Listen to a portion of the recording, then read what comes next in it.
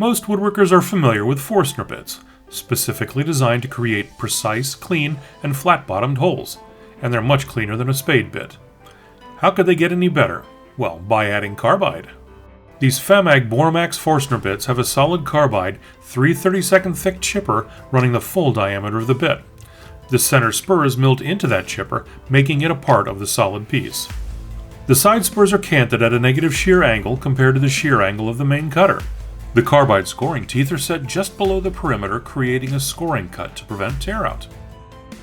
The micrograin carbide bits maintain a sharp cutting edge up to 10 times longer than standard tool steel and deliver clean and splinter-free holes. These Forstner bits are ideal for use in handheld drills, drill presses, and lathe applications, and are offered in 8 sizes, or in a money-saving set complete with storage case.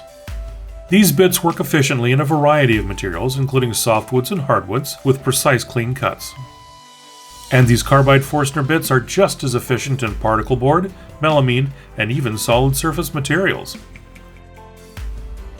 Kick your Forstner bit performance up a couple of notches with carbide-tipped Forstners from Famag.